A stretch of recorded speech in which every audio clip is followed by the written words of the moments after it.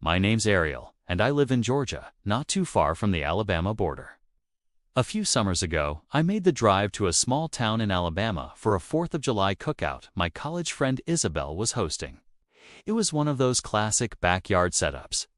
Paper plates, bootleg fireworks, way too much food. One of the best nights I'd had in a while. Good people, good energy, kids running around with sparklers. The kind of night that makes you feel human again. I didn't leave until a little after 10 p.m., which, looking back, was probably my first mistake. That part of the state gets really quiet once the sun goes down. The drive home was going to take a little over 2 hours, mostly long, empty stretches of two-lane back roads with nothing but thick tree lines on either side. Every now and then I'd pass an old farmhouse or a tiny church with a gravel lot. But for the most part, it was just darkness on top of more darkness. I had the music playing low and was still riding the high from the party. But I won't lie. There is something about driving through places like that at night that always gets under my skin, even when there's no real reason to be afraid. I've always been a little scared of the dark, so I'm sure that doesn't help. About 30 minutes into the drive, I noticed a pair of headlights in my rearview mirror. At first, I didn't think anything of it.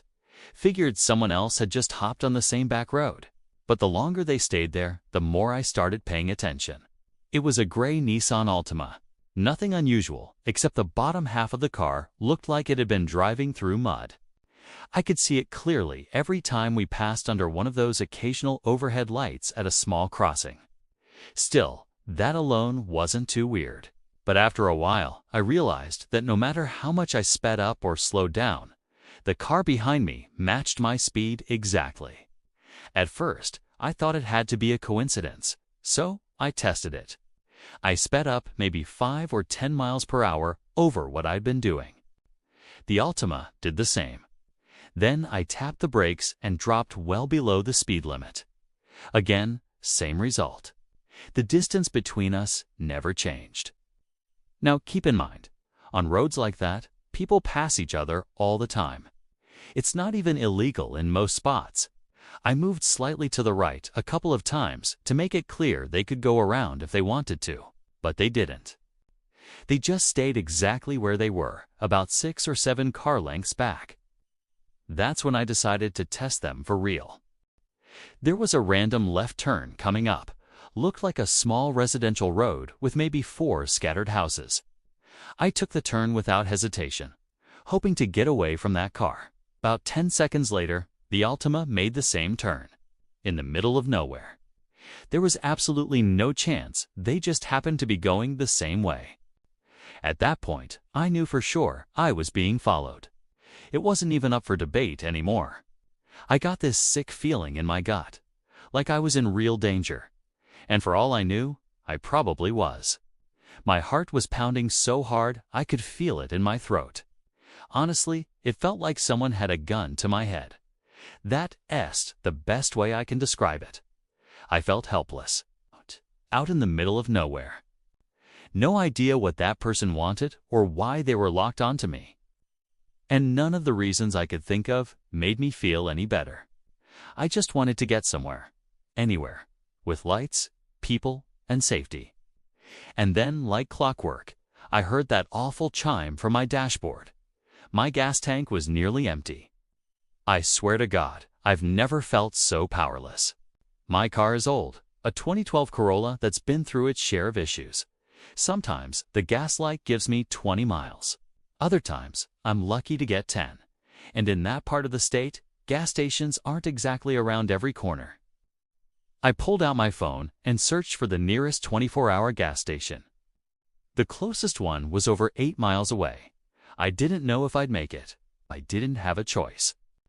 I wasn't about to pull over. Not with that car still tailing me. I thought about calling the police, but it felt pointless. We were so far out in the middle of nowhere. Cops out there take forever to respond. And honestly, calling them would have made it all feel more real. I know that sounds irrational, and I'm kind of embarrassed to admit it, but I'm just being honest about how I felt. A couple of minutes later, the needle dropped all the way to empty. not low, empty. I tried to stay calm, but I could feel myself spiraling. Every noise from the car felt louder. The road felt longer. I felt stupid for being so powerless, but I didn't know what else to do.